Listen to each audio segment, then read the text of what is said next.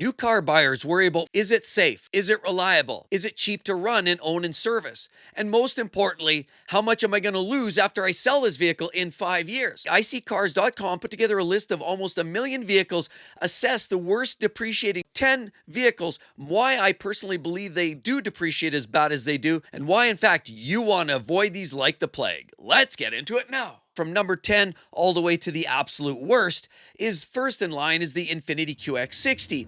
And it loses a ton of money primarily because of the reputation, of course, lots of CVT issues, as well as the infamous variable compression engines that a lot of Nissan products utilize. The worst part is the vehicle like the QX60 is just one of those SUVs that sort of slots in the middle. It's kind of too pricey for those that buying something cheaper, and it's not quite full scale.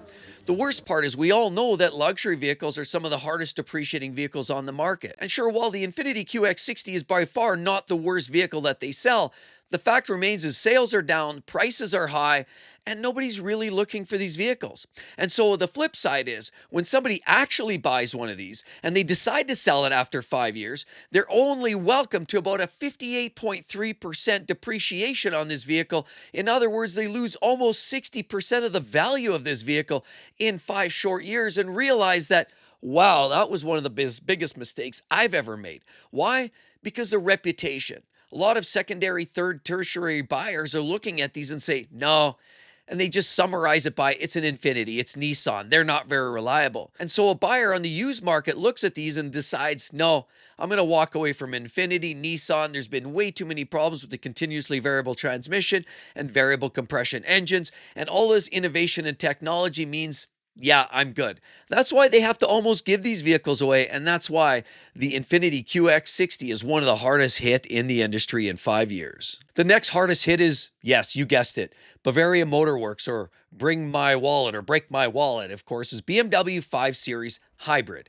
Why? Well, the drivetrains are relatively stout. ZF 8-speed automatic, of course, is one of the most reliable transmissions, but it also gives you either a 4-cylinder or a 6-cylinder. Of course, any of those drivetrains are pretty stout in the BMW world. The B48 and the B58 offers one of the most reliable luxury car driving experiences. The problem is hybrid drivetrain. We've also heard the plug-in hybrids, specifically even the X5s, mean that there have been problems. There's a big recall with an internal fault between cells with some of the batteries, and people just ran scared. They want nothing to do with it. Now, that being said, hybrid technology isn't it itself that unreliable, but it's just another layer of technology that you're already putting on a technologically advanced vehicle that's loaded up with plastic, coolant leaks, water pumps, thermostats, and you name it. BMW's had more than their share of issues, from timing chains to the infamous oil filter housing leak. Yeah, you guessed it. Lots of issues. But on top of it, because of all of those issues that BMW sustains, and because the 5 Series is in fact one of the hardest depreciating vehicles, and even more so with the hybrid, they are a luxury vehicle, and that's why they've dropped like a rock. The BMW 5 Series Hybrid loses as much as 59.5% of its average value in 5 short years. Who's buying them? Most people are fearful. The first owners don't care. They lease them, they buy them, they know that the warranty's gone, they hand them back or just sell them. It's the second buyers that really aren't too interested. They're worried about, what about the battery technology? When is the battery going to need replacing? What about all these issues with the X-Drive system? And we're hearing about the transfer case failures. How about the oil filter housing? Everybody starts to run scared, and therefore very few people are even interested in a 5 Series. Even the younger buyers, the ones typically looking for used BMWs, don't care much about 5 Series because that's sort of the gray hair special. The next one in line is, guess what? Found on road dead. That's right, the Ford Mustang Mach-E. Now, we know the EV market is taking a beating in terms of the overall depreciation. They've all been taking a hard hit. And unfortunately, the Mustang Mach-E is just not a Tesla. And as a result, it's always a second or a third choice. People generally buy the Mustang Mach-E because either they're a brand loyalist or they couldn't afford the Tesla. But ultimately, I was even shopping around myself at a Mustang Mach-E. I was even debating, hey, would that be a good buy, just a tool around the city, just to do a bunch of errands? And then I started to realize, wait a minute, they got problems. There is a coolant pump, the pump that sometimes will create that internal heat that will help them in the coldest of winter days. Well, that apparently doesn't help all that much, and the Ford Mustang Mach-E, when subjected to extreme weather, takes a major hit on range loss, just mainly because they don't keep the batteries warm enough. They fail. A car that had maybe 400-kilometer range drops down to maybe 250-kilometer range. And most people that start to own them realize that, wow, that's not what I signed up for. On top of it, the overall build quality is not necessarily spectacular. Now, they are kind of a cool looking vehicle, but let's be honest, most people looking for a used electric vehicle are looking for one of the most popular, the Model Y or possibly even the Model 3 long range, because at least those will give you a pretty substantial range. And let's be honest, they're the originators. So if somebody's really looking for an EV, they're probably going to the Tesla. And as a result, the Ford Mustang Mach-E in 5 years loses as much as 60.8%. That's right, 61% is gone in 5 years. That is a punishing value and a major reason why a lot of people buying them new start to wonder, what the heck did I do wrong there? You almost have to buy it and assume you're going to keep it forever because nobody really wants them on the used market. Do they sell? Sure, but they have to be priced aggressively to make that happen. The next one on the list is, yes, you guessed it, you're probably thinking it's another EV. And you'd be even more right if you guessed the Tesla Model X. The X is the big SUV, the big one with the Falcon doors. And everybody knows that the quality, the paint issues, the panel gaps, the electronic glitches, those doors have had fitment issues. And just about every Model X I've seen have had alignment problems with the doors that don't close quite right, or the doors don't align with panel gaps. It was absolutely horrific. The suspension issues, of course, no shortage of quality control challenges with the Tesla Model X. Those that enjoy them really love them, but they also recognize that it's not a perfect vehicle. Also, on top of it, because it's one of their premium vehicles, the Model X and the Model S are their most top seasoned vehicles, that they tend to take a bigger hit. They're more of what you'd consider a luxury EV, and as a result, you're going to see a bigger drop. I mean, when those were priced at $120,000, $130,000 for a Tesla Model X Plaid, you had to believe they had a long, farther way to drop, and they did. Nobody was buying them on the used market. Why? Because most people just couldn't justify a 3 or 4 or 5-year-old vehicle that was electric, that they knew that the battery may be on borrowed time. Maybe it only had, 8 or 9 years under the belt. Even though the warranty allowed for 10 years, people were skeptical. And just the cost, an associated battery or even possibly electric motor replacement just had people running scared. The fact is, too, you really couldn't control anything other than that center screen. And we've heard about all the horror stories there, and we've heard about fires as well. So a lot of people were just running scared of the Tesla, and the Model X being one of the most expensive models in their lineup, particularly in the Plaid format, just meant that people weren't that interested. Therefore, the prices fell off a cliff. And as a result, in 5 years, a Tesla Model X would drop as much as 61.2% of its original value, gone up in smoke, according to iSeeCars.com. The next one is another BMW. But as you had guessed, the more you go up the pecking order, the bigger they are, the harder they fall. And the BMW 7 Series is one just vehicle. It's their most premium luxury vehicle. It's large and in charge. The problem is it comes with a variety of different engines. You can get the B58 engine, which is a great engine. Of course, that's their 3-liter inline 6. But it also comes with the N63. And sadly, we know what the problems. Issues with oil consumption, timing chains piling up, battery draw, fuel injector failures, you name it. Not to mention, because it's a twin-turbo V8 and the turbos down the V often meant that valve guides would tend to break down, start to smoke, and of course, sadly, oil consumption ensued. On top of it, plastic and wiring harnesses all start to melt, and it just meant it was a short lifespan. It just didn't necessarily have the staying power, and even if you keep these on the road, sadly, they cost you an arm and 3.5 legs to keep them on the road. Not to mention, who's buying a used 7 Series? Nobody buys those. Nobody cares. Sure, it's that rich lawyer or executive that buys them brand new, but again, they have the money. They don't care. They write it off on their business, or they, chalk it off in some way through a lease or even finance, and they let it go after trade it in 3 years or 5 years for their next high-end car. But who's buying them?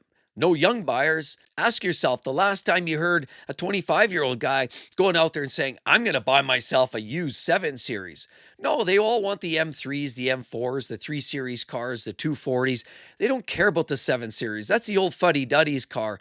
And as a result, they see an absolute smashing of depreciation to the tune of 61.6% of the value up in smoke in 5 short years. Another one that is actually even worse than the 7 Series BMW. You'd never believe it. JLR Group, ring a bell? Yeah, I had a Jag. I love the car. But sadly, they're really on a hiatus. So it's not Jaguar. We're talking about Land Rover or the Land Rover Range Rover. Those see a major depreciation.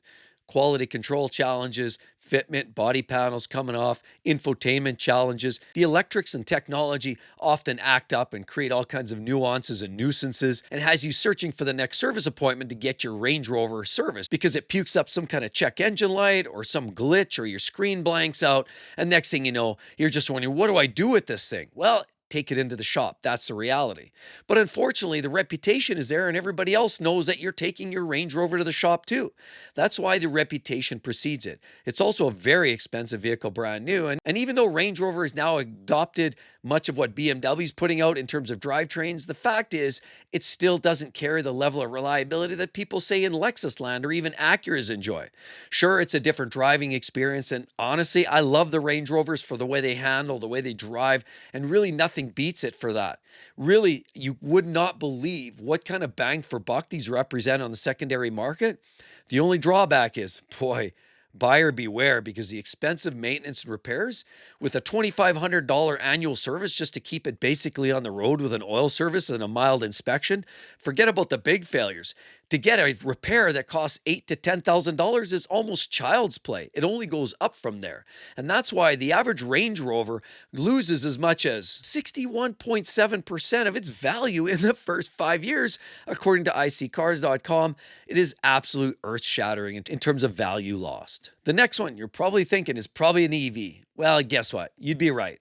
Because it's Tesla, and I've already mentioned them before, where I said the X was one of the biggest value losers. Well, the S is the also upscale, seasoned, high-performance version. The S is a vehicle, also comes in the Plaid format, and they're extraordinarily expensive new, $130,000, $140,000 in the Plaid format. Even in the extended, the long-range version, they're still an expensive vehicle. You're well into the six figures. That's why the bigger they are, the harder they fall. Now, the reason the S is doing worse than the X is the X is an SUV format, and people just find those a little bit more in line with the needs and the buying demands of the buyer today. But that being said, the S, even with the Plaid and 1,000 horsepower, it's truly earth-shattering. I've been in these cars, and they absolutely sucker punch you and suck the air out of your guts when you're accelerating.